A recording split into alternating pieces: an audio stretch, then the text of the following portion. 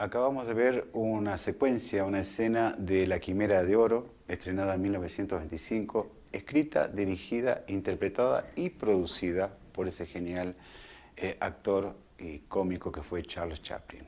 Esa introducción que hicimos, la danza de los panecitos, como le dicen, sirve para explicar un poco lo que quiero hoy compartir con ustedes en este video semanal. Es el objeto, ¿no? El objeto como accesorio del intérprete, ¿eh? Y lo que es el objeto mimético, que son dos propiedades que se ven con bastante frecuencia en el teatro, ¿no? Ahí vimos cómo Charles Chaplin incorporaba su cara, su rostro, su corporalidad, porque usa todo el cuerpo, dos tenedores y dos pancitos, y hacía una danza. Vemos con bastante frecuencia, es el trabajo de objetos, es el objeto que fue creado para cumplir una utilidad, en este caso que es un colador.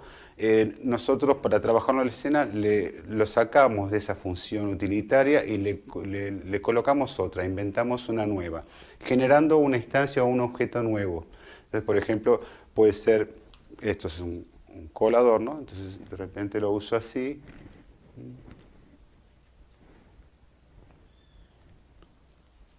Como si fuera un espejo, da la sensación, ¿no? Puede ser este otro con una forma parecida.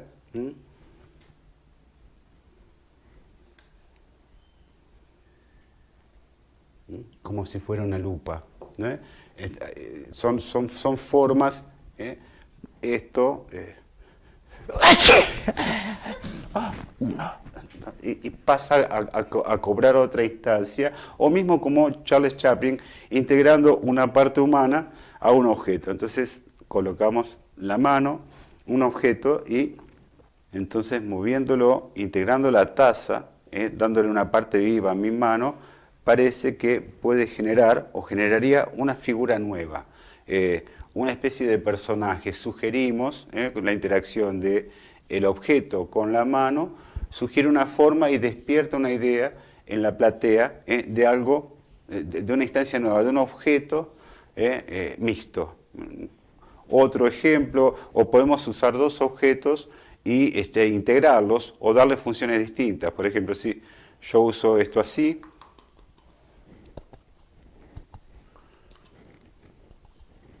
ahí sería una especie de talquera. Pero si al mismo objeto yo hago esto, es una crema de afeitar. O sea que la acción, el movimiento, la idea de dinamismo que impriman los objetos es lo que sugiere algo, alguna cosa a la platea. O sea que pueden tener muchas vidas y muchos significados, de acuerdo, esto siempre al intérprete que usa el objeto y le da, lo coloca en otra instancia, lo coloca en algo totalmente distinto a lo que fue creado. Esto es el objeto como accesorio del intérprete, ¿no? Con el caso o con el ejemplo que vimos de Chaplin. El otro es el objeto mimético. Es el objeto que se coloca en escena, se compone de otros objetos y sugiere una forma. Por ejemplo, esto es ¿cómo se llama esto? Para los ajos, tiene varias funciones. Colocamos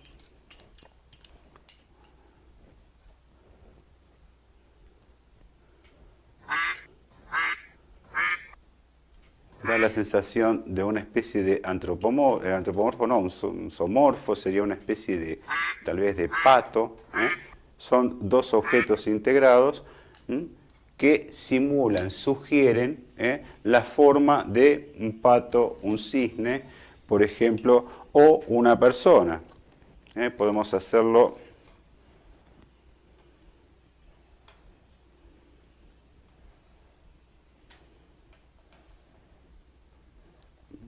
en la composición de dos objetos, sugieren, incluso algunos van más allá, y colocan en el mismo objeto, para hacerlo más antropomorfo, algunos detalles para que se lea con más exactitud. Entonces, ahí tenemos un objeto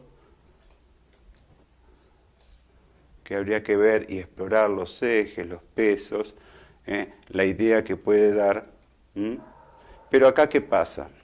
el objeto está un poquito forzado. Esto genera mucha discrepancia en los titiriteros, en el público, diciendo que esto sugiere un efecto Disney, ¿no? O sea, se fuerza al objeto a cumplir una función por la que no fue creado específicamente, se falsea.